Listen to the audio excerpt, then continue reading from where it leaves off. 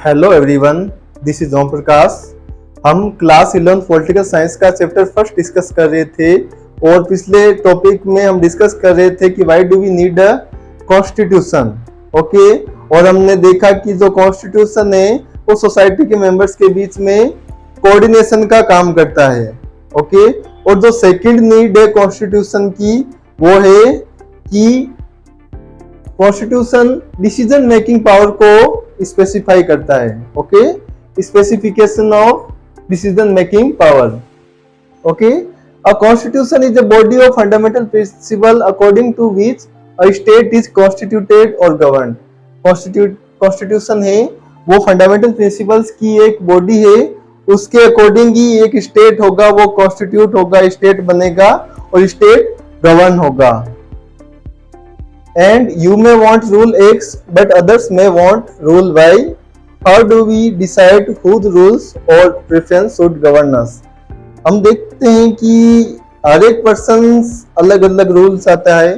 कोई एक पर्सन चाहेगा कि रूल X हो, ओके, सोसाइटी में, कोई दूसरा पर्सन चाहेगा कि रूल Y हो। ओके, अब तब कॉन्फ्लिक्ट वाली सिचुएशन हो सकती है ना, विवाद वाली सिचुएशन हो सकती है, तब इस कॉन्फ्लिक्ट को भी रिजोल्व करना होगा। ओके, जो एक पर्सन होगा वो सोचेगा कि जो उसने जो रूल बताया है वही बेस्ट है सोसाइटी के मेंबर्स के लिए, और दूसरा मेंबर सोचेगा कि जो उसका रूल है वो बेस्ट है। बट अगर ये तो रूल की बारे में बात हो गई कि रूल कौन सा होगा सोसाइटी में, बट एक क्वेश्चन ये भी आ सकता है कि ये रूल को डिसाइड कौन करेंगे। ओके, अब हम देखते हैं कि जो मोनार्कियल फॉर्म ऑफ गवर्नमेंट होती है, ओके, जो मोनार्कियल कॉन्स्टिट्यूशन होता है उसमें मोनार्क डिसाइड करता है, किंग डिसाइड करता है कि रूल्स क्या होंगे। ओके, यानी डिसीजन मेकिंग पावर किसके पास होती है? किंग के पास होती है। वहीं हम देखते हैं कि जो ओल्ड सोवियत यूनियन था उसमें एक सिंगल पार्टी के पास डिसीजन मेकिंग की पावर थी। वहीं डेमोक्रेसी का एग्जांपल देखते हैं तो उसमें डिसीजन मेकिंग की पावर पीपल के पास होती है, लोगों के पास होती है। अब लोग डिसीजन आपको पता है कि डायरेक्टली तो नहीं ले सकते। ओके, यानी इसमें भी हम देखते हैं कि सवाल उठ सकता है कि जो पीपल है वो डिसीजन डायरेक्टली लेंगे या इनडायरेक्टली लेंगे। ओके, अब इंडिया के केस में लोगों का डायरेक्टली डिसीजन नहीं लिया जा सकता, बिकॉज इंडिया की पॉपुलेशन बहुत वास्ट है और सभी लोग पॉलिटिक्स में इन्वॉल्व नहीं हो सकते हैं, डिसीजन मेकिंग पावर में इन्वॉल्व नहीं हो सकते हैं। लोगों का दूसरा भी काम होता है। और हम देखते हैं कि जो तब क्या होता है कि जो कुछ लोग अपने बिहाफ में रिप्रेजेंटेटिव चूज करते हैं।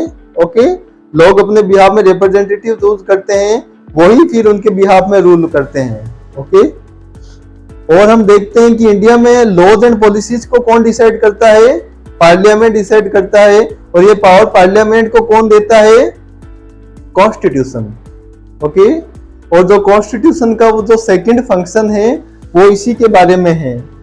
Okay, the second function of a constitution is to specify who has the power to make decision in a society. Okay, जो कॉन्स्टिट्यूशन का जो सेकंड फंक्शन है वो स्पेसिफाई करता है कि सोसाइटी में डिसीजन मेकिंग की पावर किसके पास होगी, and it decides how the government will be constituted. Okay, constitution बताएगा कि जो गवर्नमेंट है वो किस प्रकार बनेगी। ओके, ये सेकंड फंक्शन हो गया। जो फर्स्ट फंक्शन था कॉन्स्टिट्यूशन का वो क्या था? Constitution provide a set of basic rules, okay, that allow for minimal coordination amongst the members of a society.